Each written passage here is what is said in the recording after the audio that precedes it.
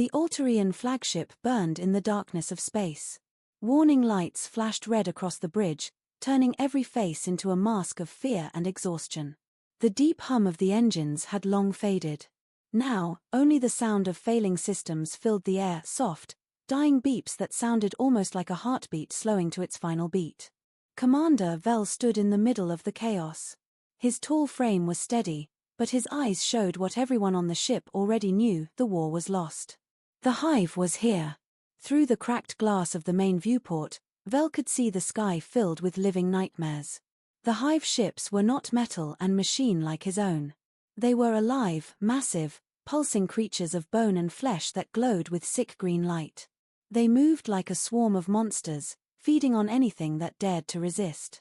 One of Vel's officers, Lieutenant Nix, shouted from the communications station, "Commander, we've lost contact with the defense fleet at Keth Prime." Vel didn't answer right away. He already knew what that meant. The hive had broken through again. Another world gone. "How many ships do we have left?" he asked quietly. 17, Commander," Nix replied. His voice trembled. 17 across all fleets. Vel's eyes closed for a moment. Once, the Galactic Defense Coalition had commanded over 4,000 warships. Now, 17 remained. 17 broken, bleeding vessels against an enemy that could not die. The hive spread through the galaxy like a disease. Each world they devoured made them stronger. Energy weapons, plasma cannons, even antimatter bombs, nothing could stop them. Every time the coalition found a weakness, the hive adapted. It was as if they learned faster than any machine, faster than any mind. Vel walked to the tactical display. The galaxy map glowed with red, each dot marking a fallen world. The red spread like blood through the stars. He pressed a hand against the screen, whispering to himself, "We cannot stop them." An alarm broke his thoughts. "Incoming transmission," Nix said. A moment later, the holographic image of Admiral Rex appeared above the display table. The Admiral looked exhausted, his crystalline skin dim, his voice low. "Vel, the hive has landed ground forces on Keth Prime. Our defenses are gone. We're evacuating civilians, but we can't hold them off much longer." Vel's jaw tightened. "How long?" "Hours, maybe less." "We need reinforcements, Vel. Anything you can send." Vel looked around his bridge. Sparks flickered from broken panels. Officers worked silently, knowing that reinforcements didn't exist. Every fleet was shattered. Every ship was either destroyed or retreating. There was only silence before Vel finally spoke. "I will send an emergency beacon," he said quietly. "Perhaps someone will answer." Rex gave a slow nod, his image flickering before vanishing into static. Vel turned to his crew. "Send the signal on all coalition frequencies. Tell them, we need immediate assistance at Keth Prime." He paused, his voice breaking slightly. "Tell them this is our last stand." The signal left the dying ship like a scream in the void, traveling across light years of empty space, from one world to another, searching for anyone who would listen. It passed through burned colonies, through quiet moons, through cold stations where no one lived anymore. It was a ghost message, a whisper from a dying civilization. Until it reached a small human cargo ship. The Star Runner was not a warship. It was old, dirty, and built for hauling cargo between colonies. The crew was small humans from Earth who worked for a few credits and adventure. Captain Torres was in the cargo bay, checking supply crates when his engineer, Bob, called out from the bridge. "Captain, you need to hear this." Torres climbed the narrow ladder, wiping grease from his hands. "What is it, Bob? Another customs message?" "No, sir," Bob said, looking nervous. "It's a distress signal. Coalition frequency." Torres frowned. "Play it."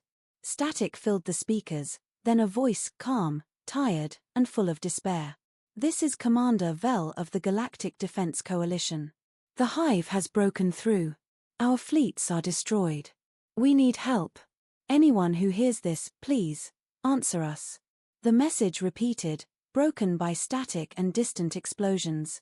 Bob turned to Torres. "Should we respond?" Torres didn't answer right away. He looked at his crew. None of them were soldiers. They had cargo, not weapons. And the hive, he had heard stories about the hive. Every human had. Still, something in that voice, the hopelessness, made his chest tighten. They're asking for help, said the ship's medic. If nobody helps them, the hive will keep spreading. Torres leaned back in his chair, staring out the window at the stars. He knew she was right. Earth had joined the coalition only 2 years ago. Most aliens still laughed at humans, calling them reckless, fragile, primitive. But humans came from a death world, a planet that tried to kill them every day. They had learned to survive anything. Torres smiled faintly. Plot a course for Keth Prime, he said. Bob blinked. You're serious? That's suicide. Maybe, Torres replied, tightening his grip on the chair's armrest. But someone has to answer. The Starrunner's engines roared to life, shaking the old hull as the small ship turned toward the war zone. Far away, on his dying flagship, Commander Vel watched the long-range scanners. For a brief moment, a new signal appeared, a small ship responding to his call. Vel stared at the data, confused. One vessel, he whispered. A human cargo ship. He didn't understand. But hope, something he thought had died long ago, flickered for just a moment. The Starrunner cut through the dark, cold sea of space, a tiny human ship heading straight into a war zone. Its hull creaked with every burst of acceleration, and the engines groaned like an old beast forced to run again after years of rest. Inside, the crew worked in silence. Every person knew what this meant. Flying toward Keth Prime was no rescue mission. It was suicide. Captain Torres sat in his command chair, staring at the holographic map. The red symbols marked hive positions, spreading through the system like blood in water. He exhaled slowly, feeling the weight of the decision he had made. Engineer Bob broke the silence. Captain, he said carefully, you sure about this? We're not soldiers. We're cargo haulers. We've got mining tools, not weapons. Torres didn't look away from the map. Yeah, he said softly. But sometimes, the right thing doesn't wait for soldiers. Bob frowned, tapping a panel. The right thing doesn't get you home alive either. From the back of the bridge, the ship's medic, crossed her arms. His right, Captain. The hive destroyed whole fleets. What can 6 humans do? Torres finally turned to face them. His eyes were calm, but sharp. Do you remember what they called us when we joined the coalition? Bob smirked. Primitive apes. Exactly, Torres said, standing up.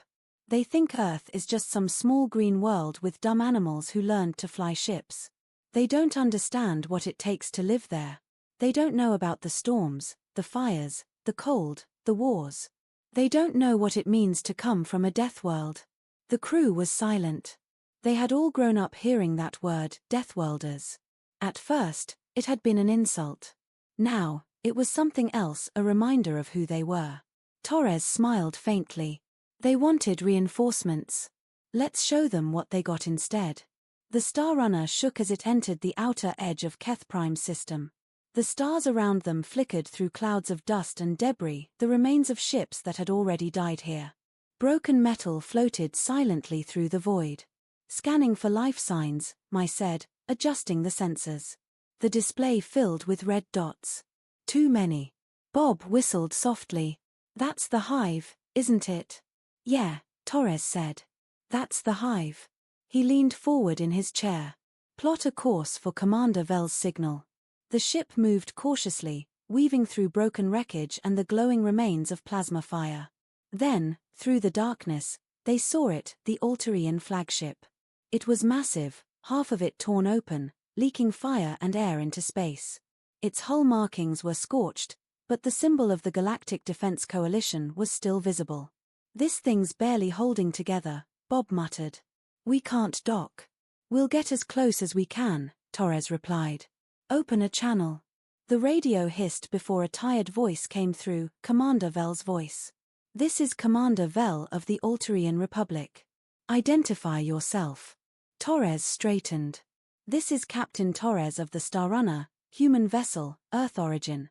We received your distress call. Silence followed. Then Vel spoke again, disbelief in his tone. A human cargo ship. You came alone. Torres grinned slightly. You asked for help. We're answering. You don't understand, Vel said. The Hive has consumed 3 entire fleets. You'll be destroyed. Maybe, Torres said.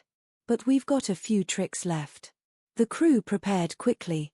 They didn't have plasma cannons or high-tech shields, but they had something else: human creativity and recklessness. Bob and I set up improvised weapons using mining charges, plasma cutters, and railgun parts scavenged from cargo tools. They called it frontier engineering. It looked messy, but it worked. Meanwhile, Torres contacted the remaining Coalition ships still alive in orbit. Coalition fleet, this is Captain Torres, human vessel Starrunner. We're here to assist. One of the alien captains responded, his voice full of disbelief. Assist? You are not military. Torres smirked. That's the point. The Hive's expecting soldiers. From the bridge of his dying flagship, Commander Vel watched as the small human ship moved through the wreckage. He didn't know what to think. The humans didn't form a defensive line. They didn't calculate or wait for orders. They charged. The Starrunner darted between Hive ships, dropping explosive charges and firing kinetic projectiles, old-fashioned bullets made of dense metal. It was brutal and simple. The Hive's armor, built to resist energy weapons, didn't know how to handle that kind of raw impact. Direct hit. I shouted. Hive cruiser breaking apart. Torres grinned. Told you this old gun would still work. Vel watched in shock as one of the Hive's bioships cracked open like a shell. His tactical officer turned to him. Commander, the humans are actually damaging them. Vel's dark eyes widened. Impossible. No, sir, the officer replied. They're adapting faster than the Hive. The battle grew worse by the minute. Hive ships swarmed the area like angry hornets. The Coalition ships, inspired by the humans, began to fight again. They used human tactics, unpredictable, chaotic, risky.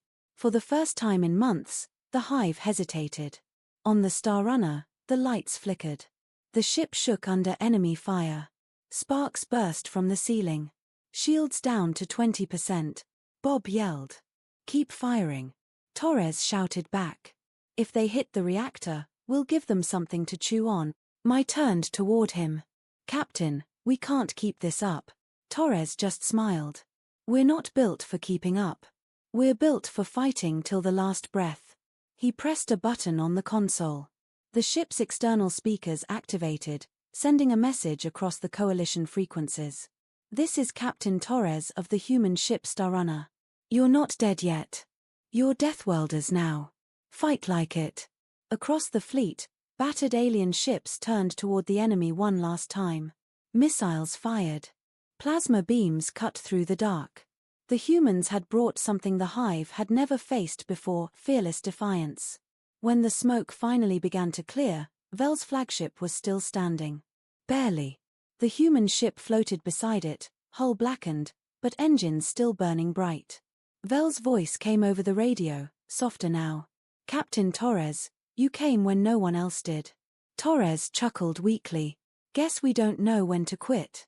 Vel looked out at the stars, at the faint light of the human ship among the ruins. For the first time since the war began, he felt something strange: hope. The human ship, Starrunner, drifted in silence among the wreckage of the battle. Smoke trailed from its engines, and sparks still flickered along the hull, but somehow, the ship was still flying. Captain Torres stared at the main screen, watching as the world of Keth Prime came into view, a green-blue planet now burning with fire. Whole cities glowed red from orbit. Explosions rippled across continents like thunder rolling through the night. Beside the Starrunner, the remains of the Coalition fleet limped forward, alien ships of every shape and size, most damaged, some barely holding together. But they followed the humans, as if that small Earthship had become their new flagship.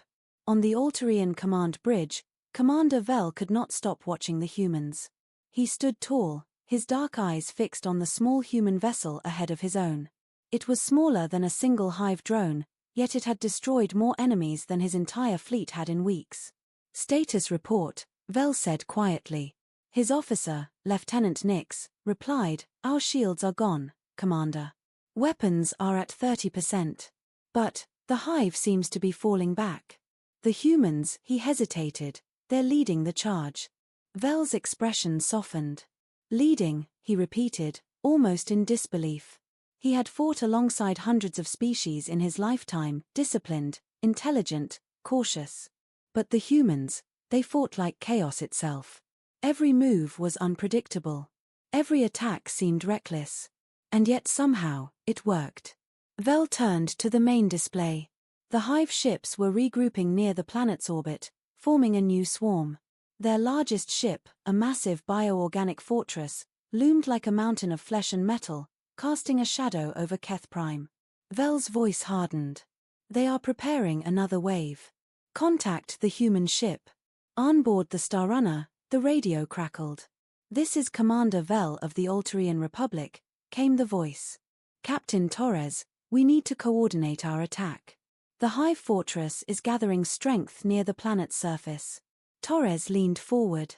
We read you, Commander. What do you need? Vel hesitated before answering. I need to know, how are you doing this? Your weapons should not even harm them. Torres smiled faintly. You're thinking like them, by the book. We don't fight that way. We fight dirty. We fight desperate. Vel blinked. Desperate? Yeah, Torres said. On Earth, everything tries to kill you. The weather, the animals, even other humans. You learn fast or you die. That's how we survive. Vel was silent for a moment, then said, then teach us. Torres grinned. Copy that, Commander. Let's show the hive what happens when Deathworlders fight back. The Coalition fleet regrouped behind the Star Runner. Alien captains, many who had never even spoken to a human before, now waited for Torres' orders. All right, everyone, Torres said over the comms. Listen close. The hive fortress is alive, it's growing, feeding off the planet's energy. You can't just blast it. You have to hurt it. He brought up a holographic map. Aim for the connecting nodes here and here. That's like cutting its arteries. Once we open it up, we're sending in something a little special. What kind of weapon? Asked one of the alien commanders. Torres smirked. You'll see.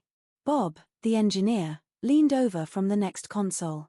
Captain, please tell me you're not talking about that crazy plan with the reactor cores. Torres just smiled wider. The best plans are always crazy. Minutes later, the Star Runner dove toward Keth Prime, followed by the Coalition's remaining ships. Below them, the hive fortress opened its biocannons, firing streams of acid and plasma into space. The air itself seemed to burn. Evasive maneuvers. Mai shouted. The ship rolled sharply, dodging a blast that could have vaporized them. Bob cursed under his breath. Remind me again why we didn't stay home? Because no one else would have come, Torres replied, his voice steady even as the ship shook violently. Vel's flagship followed behind them, providing cover fire. For the first time, alien ships began copying human tactics, unpredictable maneuvers, random attack angles, sacrificing damaged sections to protect critical ones. It was chaos. But it worked. The hive began to lose rhythm. Their perfect coordination broke. The swarm moved less like a machine and more like frightened animals. Vel couldn't believe what he was seeing. They're adapting to the humans, he said quietly. No, they're trying to understand them. But they can't. As the battle raged above, the planet's surface burned. On the ground, cities were already lost. The hive had overrun everything. Millions of civilians were gone or fleeing underground. The remaining Coalition soldiers watched the sky, seeing bright flashes of battle among the clouds. They didn't know it yet, but hope was coming in the form of a small, battered ship. Target node locked, Mai reported. Fire, Torres ordered. The Star Runner's improvised railgun fired a dense tungsten slug straight into the hive fortress. The impact was massive, green fire exploded across its surface, and the creature let out a low, bone-shaking roar that echoed through the comms. The Coalition ships opened fire with everything they had, following the human lead. Direct hit. The fortress is cracking, shouted one alien captain. Torres looked at Bob. Get ready. Bob nodded nervously, his fingers flying over the controls. "You're insane, you know that?" "Of course," Torres said. "Now let's make it worth it." Inside the Hive fortress, sensors showed the creature's energy levels spiking. It was regenerating, pulling power from Keth Prime's surface. Torres gritted his teeth. "We can't let it heal. Time for the big one." He opened a channel to the entire fleet. "All ships, clear the area around the fortress. We're delivering a package." Vel appeared on the screen again, confused. "What kind of package?" Torres smirked. "The human kind." Bob activated the controls, releasing the Starrunner's 2 damaged reactor cores, both overloaded and unstable. The small ship dove toward the fortress, pushing the cores ahead like glowing suns. "Detonation in 60 seconds, my warned. Pull us up," Torres ordered. The Starrunner's engines screamed as the ship turned sharply upward, escaping just as the 2 reactors slammed into the Hive fortress. The explosion lit up the entire sky, a blinding flash of blue and white that turned night into day. The shockwave hit the fleet seconds later, shaking every ship. When the light faded, the Hive fortress was gone, nothing but burning fragments raining down on Keth Prime. Vel's bridge was silent. No one spoke. They just watched the explosion, unable to believe what had happened. Finally, Vel whispered, "They destroyed it." His officer turned to him. "The humans?" Vel nodded slowly. "Yes. The humans." On the Starrunner, the crew sat quietly. The ship was barely holding together, systems offline, alarms blinking red everywhere. Bob laughed weakly. "We actually did it. We blew it up." Mai smiled tiredly. "We're alive, somehow." Torres looked out the window at the burning remains of the Hive fortress. "Don't celebrate yet. That was only one of them. But at least now they know Earth is watching." Commander Vel's voice came over the comms, softer than before. "Captain Torres, your people are unlike any I have seen. You fight as if fear doesn't exist." Torres chuckled. "Oh, fear exists. We just don't let it drive." Vel smiled for the first time in many months. "Then maybe, the galaxy still has a chance." The silence after the explosion did not last long. In the void above Keth Prime, debris drifted like ash from a dying fire. The Hive fortress was gone, burned to atoms by the human ship's reactors. For the first time in the war, the swarm had retreated. But everyone on both sides knew this wasn't the end. The Hive never stayed quiet for long. Captain Torres stood on the cracked bridge of the Starrunner, watching green flames fade across the planet's horizon. His ship was barely alive, half the panels dark, hull scorched black, but his eyes were still sharp. "Damage report," he said calmly. Engineer Bob wiped sweat from his forehead. "Hull breaches sealed. Engines running at 30%. Shields, well, we don't really have those anymore." Torres gave a tired smile. "So, the usual." From the corner, Mai's voice came through softly. "Casualties minimal. We lost 2 drones and a turret, but the crew's still breathing." "Good," Torres said. "Because we're not done yet." Across the sector, the surviving coalition ships floated in disbelief.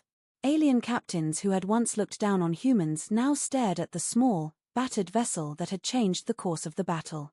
Commander Vel watched the screen on his bridge. The Starrunner looked insignificant against the field of wreckage, yet the Hive had fled from it. "How can such a fragile ship create so much destruction?" he murmured. Lieutenant Nix, standing beside him, answered quietly, "It's not the ship, sir. It's the humans." Vel nodded slowly. He understood now. It wasn't their technology, it was their will. Something raw and wild lived inside them, something that frightened even the Hive. Hours passed. The coalition regrouped above the wounded world. Ships gathered around the human vessel, sending messages of thanks, disbelief, and awe. Torres didn't answer most of them.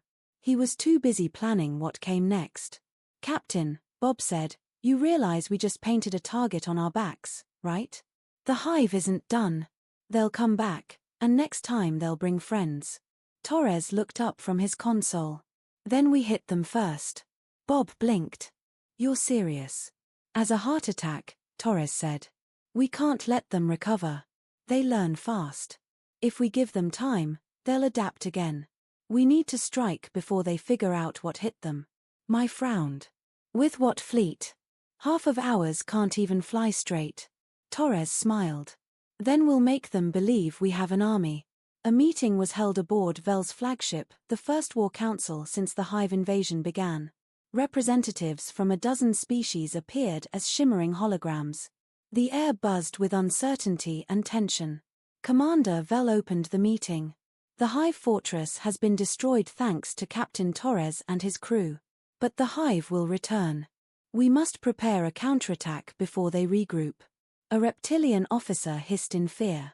Counterattack? We barely survived. We have no fleet left.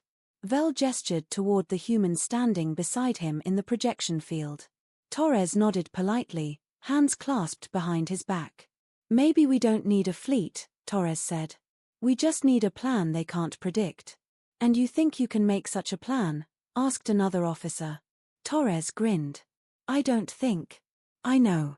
That night, the Star Runner worked alongside the remaining coalition engineers. Humans shared blueprints, modified weapons, and taught alien crews how to fight dirty, how to set traps, how to use gravity fields against Hive ships, how to mask heat signatures and fake reactor meltdowns. To the coalition, it felt chaotic and dangerous. To the humans, it felt normal. Vel observed them with growing admiration. They improvise faster than we can follow, he said to Nix. Nix nodded. They don't plan for perfection, sir. They plan for failure and how to win anyway. Vel's eyes narrowed thoughtfully. Perhaps that's what we've been missing all along. 2 days later, the counterattack began. The Star Runner led the formation, its patched hull gleaming faintly in the blue light of Keth Prime's star. Behind it, a dozen coalition ships followed, rebuilt, rearmed, and infused with new purpose. Their target, a Hive cluster gathering near the edge of the system. Dozens of organic ships, smaller than the fortress but still deadly, feeding on wreckage, birthing new vessels in the dark. Contact in 60 seconds, Mai reported. Arm all charges, Torres ordered. Remember, speed and chaos. Hit them where it hurts and keep moving.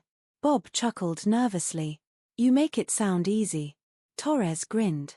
That's leadership, Bob. The battle began with a flash.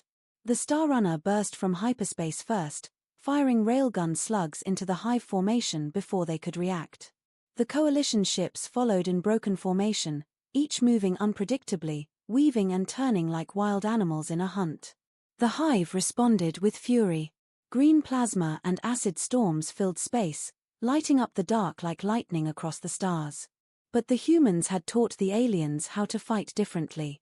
Coalition ships no longer stayed still, they struck fast, then vanished into debris fields, hiding and striking again from new angles.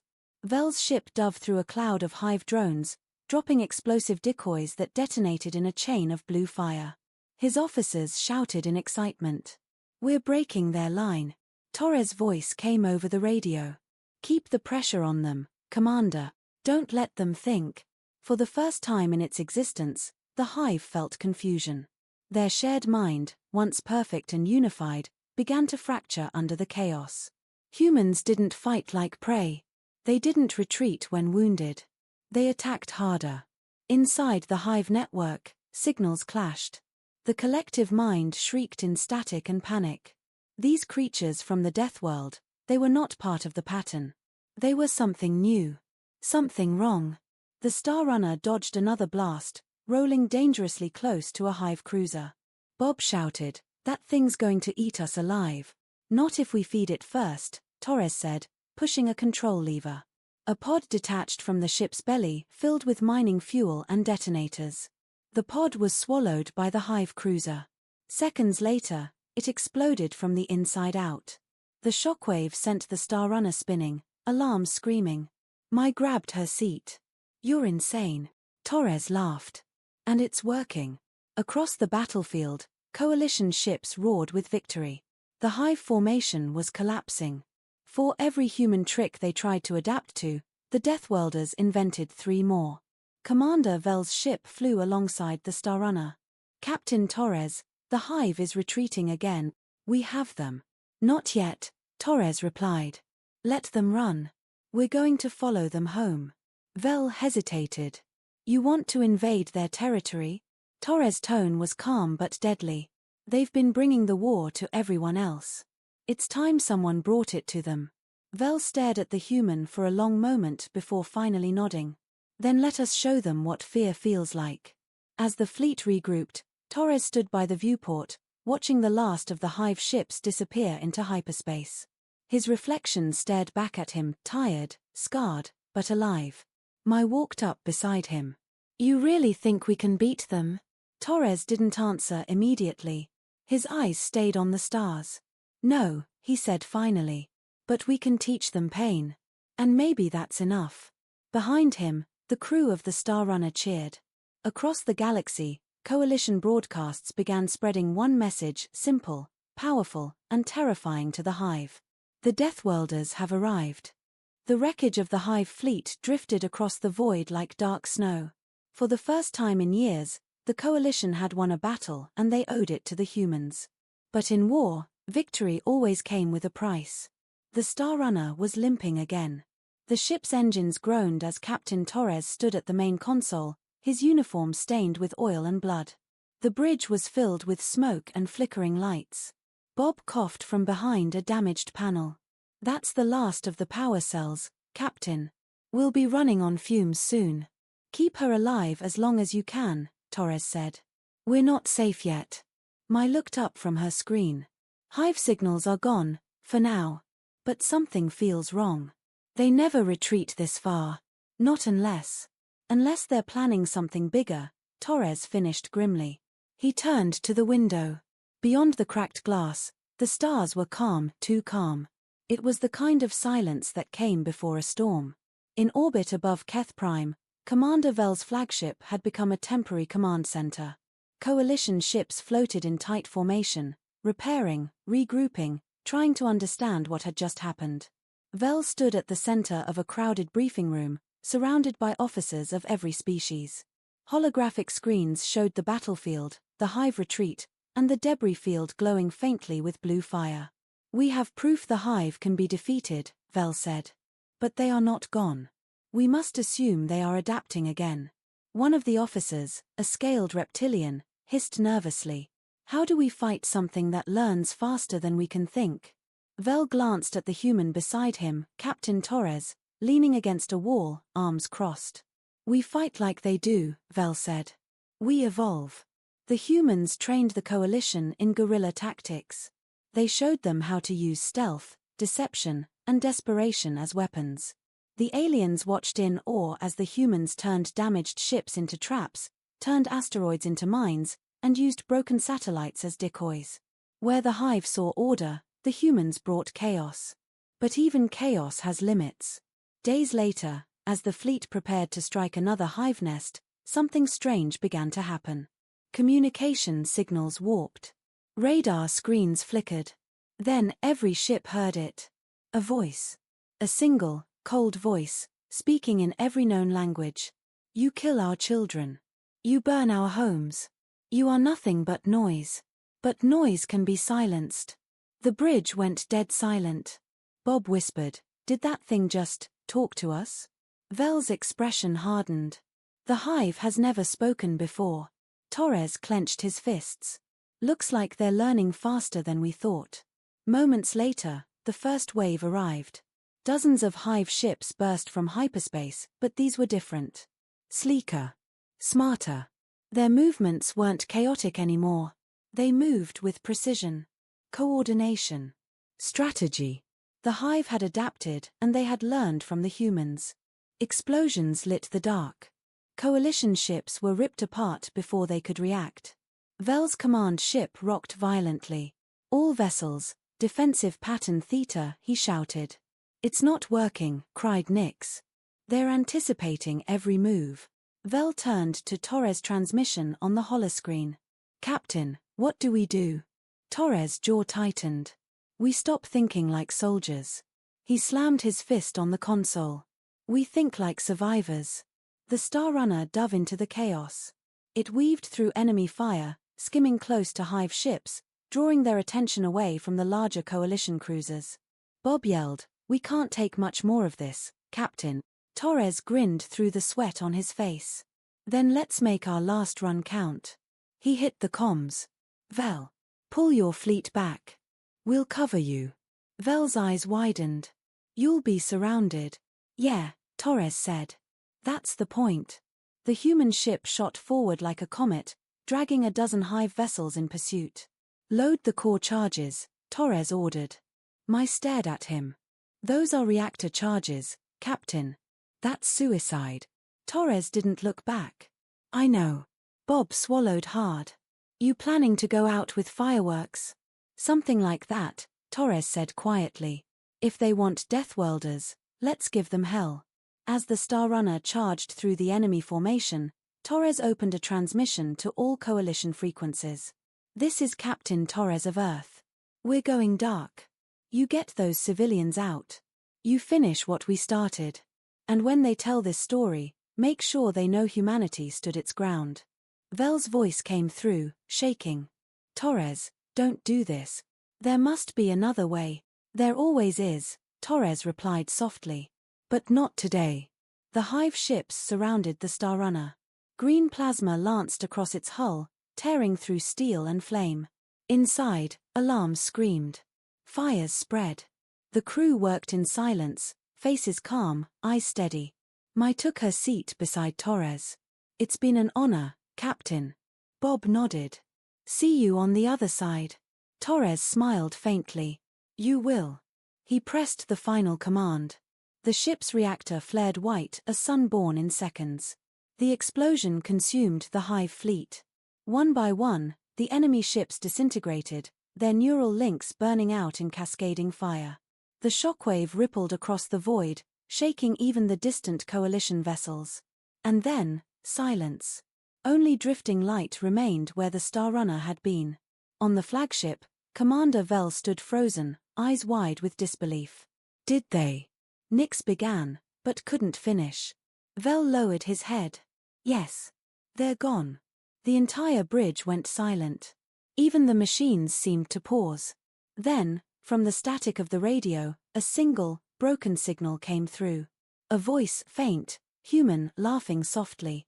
Told you we'd hit them first. And then it was gone.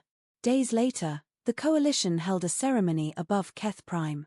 Ships from dozens of worlds floated together, their lights forming a single bright constellation. Commander Vel gave the final words. They came from a death world.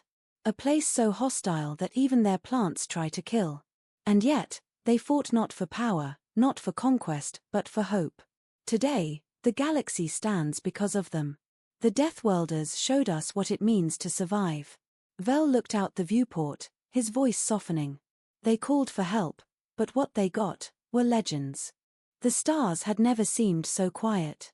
4 weeks after the final battle, space around Keth Prime remained filled with wreckage, broken hive ships, shattered metal, and fragments of the Star Runner drifting like silent ghosts. Commander Vel stood by the observation deck of his flagship, watching the debris field rotate slowly in the starlight. It was peaceful, almost beautiful. But to Vel, it was also a graveyard. The war wasn't over. The hive still existed, scattered, wounded, but alive.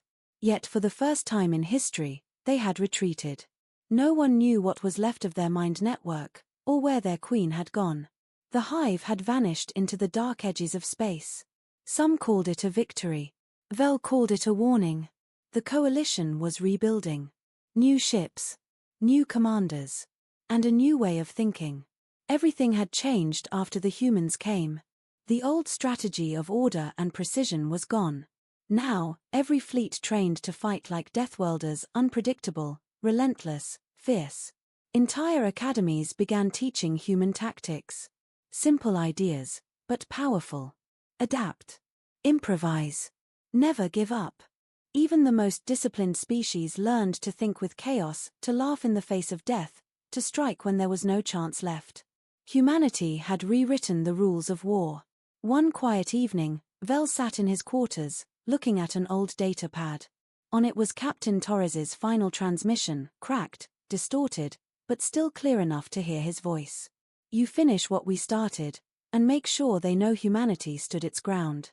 Vel replayed it again and again. He didn't know why. Maybe because that voice reminded him of something he'd forgotten long ago, hope.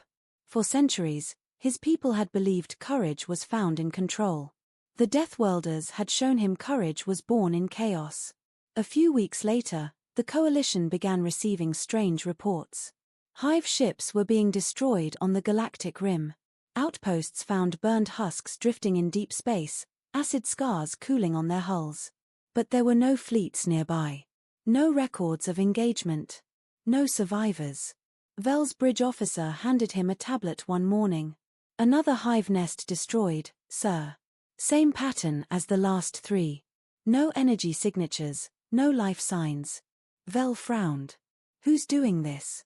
The officer hesitated. We don't know. But, there are whispers, sir. Whispers? Yes, sir. They say a ghost ship appears before each attack. Small. Old. Human design. Vel froze. Say that again. The officer's voice dropped to a whisper. They say it has a name painted on its side. The Star Runner. For a moment, Vel didn't breathe. It couldn't be possible. The Star Runner had been vaporized, he'd seen it himself. But the stories kept coming. Hives destroyed in minutes. No survivors. Some said they heard laughter in the comms before the attacks. Others claimed to hear a single human voice whispering, "This is for Keth Prime." Months passed, and the legend spread across the galaxy.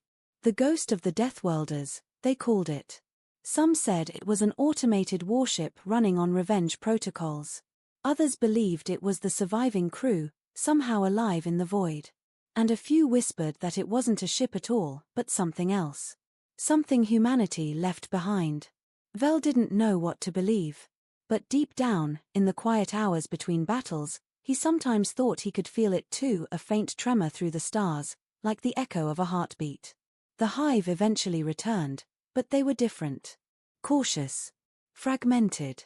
Afraid. They no longer attacked entire worlds. They struck in smaller groups, testing, probing, never staying long. The Great Swarm was broken. And the Coalition, now led by dozens of species united under one banner, hunted them relentlessly. On every world, soldiers painted the same symbol on their armor. A black world wrapped in fire. The mark of the Deathworlders. Vel watched new recruits train in the simulation halls, young, determined, unafraid. He turned to his second-in-command, Nix. Do you think the humans knew what they were creating? Nix smiled faintly. Maybe not. But I think they'd like it. Vel chuckled softly. Yes. I think they would. Years later, Vel visited Earth for the first time. The planet was wild and green, full of storms and danger, a perfect reflection of its people. He stood before a monument at the center of the new Terran Alliance Memorial Grounds. It was a massive obsidian statue shaped like a rising flame, carved with thousands of names, human and alien alike, all who had fallen during the Hive War. At the base of the monument, a single inscription read. They called for help, but what they got were Deathworlders. Vel smiled. Fitting words, he murmured. A breeze swept across the field, carrying with it the faint hum of engines, a distant rumble from the sky above. Vel looked up. For just a second, he thought he saw something, a shadow moving high in the clouds, the outline of a ship he knew too well. The Star Runner. And then it was gone. That night, Vel recorded a message in his log. To whoever finds this one day, know this. The Deathworlders came not to conquer, but to remind us what it means to live without fear. They showed us that courage is not born from safety, but from the will to fight even when all hope is lost. Their fire burns in all of us now. And somewhere out there, I believe that fire still watches over us. He paused, then added softly. If you ever hear laughter in the static, or see light where there should be none, don't be afraid. It means the Deathworlders are still with us. Narrator, final closing lines, deep tone, cinematic. In the darkness between stars, where monsters once ruled, a single human spark lit the way. And though their ship was lost, their legacy became immortal. They were born from a death world. But they died as guardians of the galaxy. Slow music rises, violins and drums fade to black screen with title. the end, or perhaps, the beginning.